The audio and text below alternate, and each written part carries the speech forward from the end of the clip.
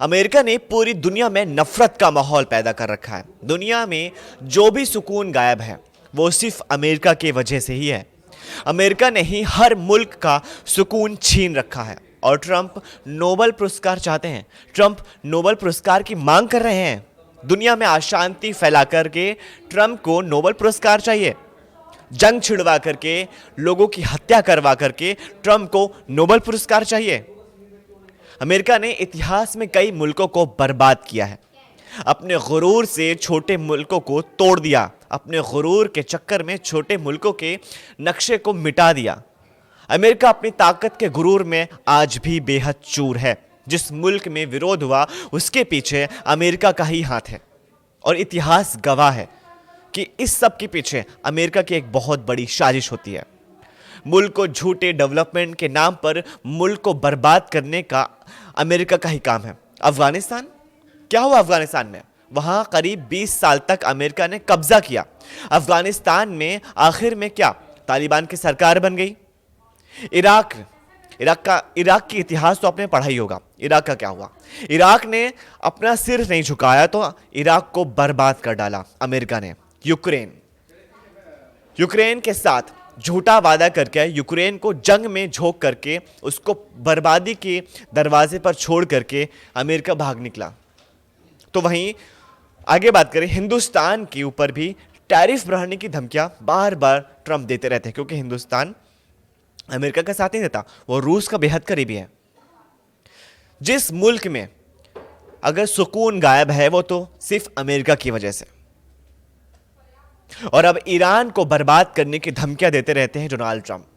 मतलब कि हर मुल्क को अमेरिका के ताकतवर अगर जैसा कोई खड़ा हो जाता है अमेरिका के सामने तो डोनाल्ड ट्रंप या अमेरिका के कोई भी राष्ट्रपति ठान लेते हैं कि उस मुल्क को बर्बाद करना है या उस मुल्क का सिर अपने सामने झुकाना है। तो वहीं बात करें ईरान की, तो ईरान ने जुमे की नमाज में कत्ले आम का फतवा जारी किसने किया? ट्रंप को भी उंगलियां दिखा दी गई। अमेरिका का अटैक रुकने और खाड़ी देशों का साथ मिलने के बाद भी खामनेई के सिर से खतरा अभी तक टला नहीं है। ईरान के अस्थिर हालातों को देखते हुए सभी देश अपने अपने लोगों को सुरक्षित निकालने के लिए कदम उठा रहे हैं। भारतीय नागरिकों को निकालने की कोशिश जारी है जिसमें ज़्यादातर कश्मीरी छात्र हैं, शामिल हैं। कश्मीरी छात्र ईरान ज़्यादा पढ़ने जाते हैं। इसके साथ ही एक देश ने ईरान में अपना दूतावास बंद कर दिया। यही नहीं, अपने सारे अधिकारियों को तुरंत वतन लौटने पर का सारा इंतजाम भी करवा लिया। ईरान में सुरक्षा बलों का फिलहाल दूसरे देशों को भरोसा थोड़ा हिल गया है। दरअसल न्यूजीलैंड ने ईरान के इसे दूतावास पर बड़ा एक्शन लेते हुए इसे बंद करने का फैसला लिया है। हालांकि ये शटडाउन अस्थायी है। शुक्रवार को न्यूजीलैंड की तरफ से जारी किए गए एक स्टेटमेंट में ईरान की सुरक्षा पर अविश्वास जताया गया और अधिकारियों को फौरन देश लौटने को कहा गया। इस एक्शन को लेकर के विदेश मामले में और व्यापार मंत्रालय के एक प्रवक्ता ने कहा कि न्यूजीलैंड के सभी कर्मचारी रात भर में अपनी उड़ान में बैठें और जल्द से जल्द अपने देश, अपने वतन वापस आ जाएं। और संचालन को अंकारा में स्थानांतरित कर दिया गया। ईरान के हालातों को लेकर संयुक्त राष्ट्र में ईरान के उपराजदूत गुलाम हुसैन दर्जी ने बड़ा बयान दे डाला। उन्होंने कहा कि देश में फैली अव्यवस्था के लिए अमेरिका को जिम्मेदार ठहराया। इसके पीछे अमेरिका का हाथ है और इसके पीछे अमेरिका शामिल है। आखिर ये सच क्यों ना हो, क्योंकि जो मुल्क अमेरिका के सामने अगर सिर उठा के खड़ा होता है या कोई देश आगे बढ़ना चाहता है तो अमेरिका उसके सिर को काट देना चाहता है, उसको झुकाना चाहता है कि दुनिया में सिर्फ एक ही सुपर पावर रहे, उसका नाम अमेरिका है। लेकिन वक्त बदलता है। उनका कहना है कि ईरान में चल रहे प्रदर्शनों को हिंसक बनाने में अमेरिका का हाथ है। उन्होंने गुस्सा जाहिर करते हुए कहा कि वॉशिंगटन आग लगाने के बाद खुद को ईरानी जनता का मित्र यानी दोस्त दिखाने की कोशिश कर रहा है।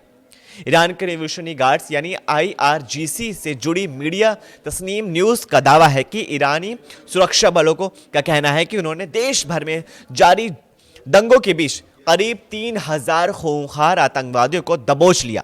सरकार का आरोप है कि ये लोग साधारण प्रदर्शनकारी नहीं बल्कि विदेशी ताकतों के इशारों पर ईरान को दहलाने का एजेंडा यानी ट्रेड आतंकी थे। कुल मिलाकर जो ईरान में प्रदर्शन हो रहे हैं उसको एक ट्रेंड आतंकी घोषित कर दिया गया।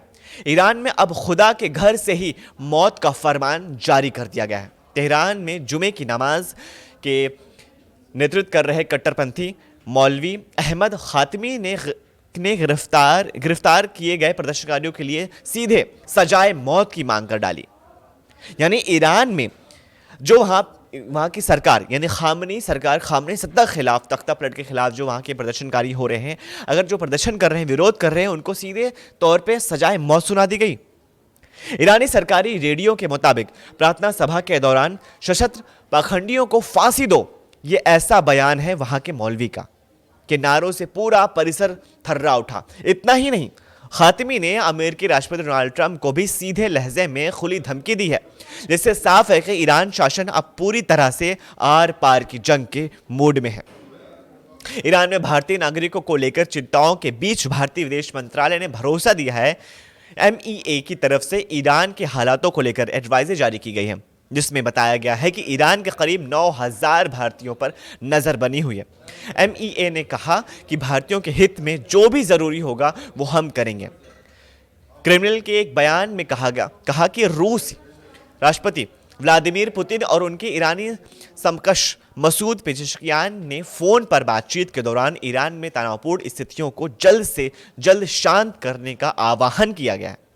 रॉयटर्स ने बयान का हवाला देते हुए बताया कि दोनों राष्ट्रपतियों ने पिछले साल हस्ताक्षरित 20 वर्षीय रणनीति साझेदारी समझौते के प्रति अपनी प्रतिबद्धता की पुष्टि की है, जिसमें संयुक्त अधिकारी परियोजना शामिल है। इजरायली विदेश मंत्री गिदोन सार ने शुक्रवार को यूरोपीय संघ यानी EU के शीर्ष राजकीय ने काजा क्लास और सरप्राइज के विदेश मंत्री के सीधी बात की और एक ऐसी मांग रख दी जिससे ईरान की बेचैनी बढ़ना तय है। सार ने यूरोपीय संघ यानी EU से अपील की है कि वो ईरान की इस्लामिक रिवोल्यूशनरी गार्ड्स कॉर्प्स यानी IRGC के आधिकारिक तौर पर एक आतंकवादी संगठन घोषित करें। ईरान में हुए बवाल की डेडलाइन ईरान में जारी अशांति और विरोध प्रदर्शनों का एक घटनाक्रम है। इस पर बात करें दिसंबर 2025, जिसमें आर्थिक संकट की शुरुआत की बात करें तो 28 दिसंबर को ईरानी मुद्रा यानी रियाल में भारी गिरावट हुई और महंगाई के विरोध में तेहरान के बाजारों से प्रदर्शन शुरू हुआ। 29 दिसंबर सेंट्रल बैंक के प्रमुख ने इस्तीफा दे दिया।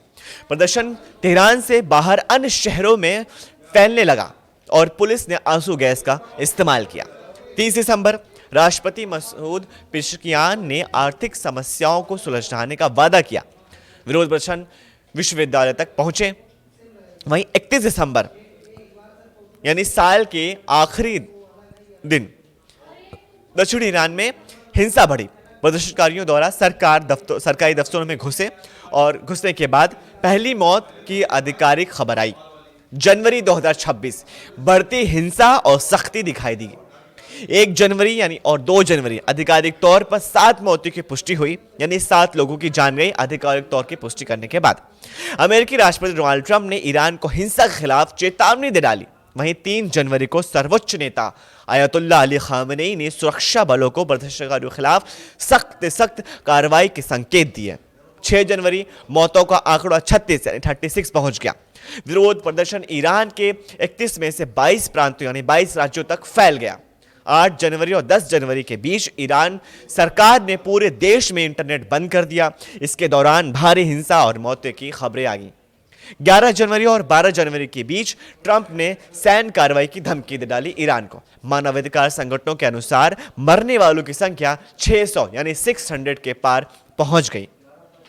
मध्य जनवरी 2026 यानी आज तक अंतरराष्ट्रीय तनाव बढ़ गया। वहीं 13 जनवरी को HRANA की रिपोर्ट के अनुसार मरने वालों का आंकड़ा 2500 यानी 2500 के पार निकल गया। इंटरनेट और फोन सेवाएं आंशिक रूप से बहाल हुई हैं। 14 जनवरी ईरान ने अपना हवाई क्षेत्र यानी एयर स्पेस अस्थायी रूप से बंद कर दिया। भारत सहित कई देशों ने अपने नागरिकों को निकालने की योजना शुरू की है। 15 जनवरी संयुक्त राष्ट्र सुरक्षा परिषद यानी UNSC में अमेरिका और ईरान के बीच तीखी बहस हुई। अमेरिका ने कहा कि उसके लिए सभी विकल्प खुले हैं। 16 जनवरी यानी आज भारी सैन्य तैनात के कारण सड़कों पर हलचल कम हुई है, लेकिन गिरफ्तारियों का दौर जारी है और स्थिति अभी भी तनावपूर्ण पूरी तरह से बनी हुई है। क्रेमलिन की रिपोर्ट के मुताबिक पुतिन ने ईरान के राष्ट्रपति पेजेश्कियान को फोन कर इस अशांति पर गंभीर चर्चा की बात की, लेकिन सबसे बड़ा ट्विस्ट ये है कि पेजेश्कियान का नंबर मिलाने से ठीक पहले पुतिन इजरायल के प्रधानमंत्री नेतन्याहू से गुफ्तगू कर रहे थे। माना जा रहा है कि वो दोनों पक्षों के बीच सुलह करवाने की कोशिश कर रहे हैं।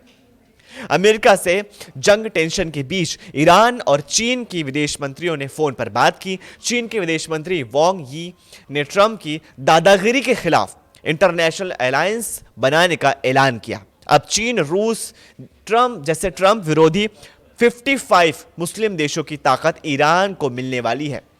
अगर ये 55 मुस्लिम देशों की ताकत ईरान को मिल जाती है, इसमें साथ ही रूस जुड़ा हुआ है जो कि महाशक्ति है, और चीन भी अपने आप को एक महाशक्ति घोषित करता है। अगर ये सब ईरान के साथ आ जाते हैं, जो ट्रंप दादागिरी करते हैं पूरी दुनिया में, तो उनका क्या हाल होगा। ईरान के लिए युद्ध लड़ने कई देशों के लड़ाके ग्रुप तेहरान पहुंचने लगे हैं। उधर ट्रंप ने कहा कि ईरान उनसे बहुत डरा हुआ है, लेकिन हमला टल नहीं सकता। ट्रंप का जो बयान आता है वो तो एक अलग सिरे से आता है। कभी ट्रंप कुछ कहते हैं, कभी वो शांति की बात करते हैं, कभी नोबेल पुरस्कार की बात करते हैं, कभी दोनों देशों के बीच वो सीज़फायर की बात करते हैं, और फिर वो कभी धमकी देते हैं कि हम पूरे मुल्क को, पूरे देश को तबाह कर डालेंगे, नक्शे से मिटा डालेंगे। हालांकि ट्रंप के इससे बयान से लगता है कि ट्रंप की दिमागी स्थिति शायद ठीक नहीं है। दादागिरी के चक्कर में ट्रंप भूल जाते हैं कि वो कभी क्या बोलते हैं, कब क्या बोलते हैं। कभी हमला करने की धमकी देते हैं, तो कभी बोलते हैं कि हमला नहीं करना चाहिए, दोनों देशों के बीच सीज़फायर कर देना चाहिए, युद्ध ठीक नहीं है, नोबेल पुरस्कार चाहिए। समझ नहीं आते कि ट्रंप करना क्या चाहते हैं। अगर कोई सिर उठाए तो उनका सिर काट दो। ईरान अमेरिका युद्ध ने 55 मुस्लिम देशों को भड़का दिया है। इनमें से वो देश भी शामिल हैं जिनमें अमेरिका का सबसे भरोसेमंद कहा जाता है। तो क्या अमेरिका का सबसे भयानक हमला ईरान के साथ कई देशों को बर्बाद कर डालेगा, या फिर खुद अमेरिका अपने पैर पे कुल्हाड़ी मारकर अपने आप को बर्बाद कर डालेगा। डेवलप देश कहा जाने वाला, इतिहास में सबसे सुपर पावर देश कहा जाने वाला, क्या अमेरिका बर्बाद हो जाएगा? क्योंकि ईरान तो युद्ध को भांप चुका है। ईरान अपनी किलेबंदी कर रहा है।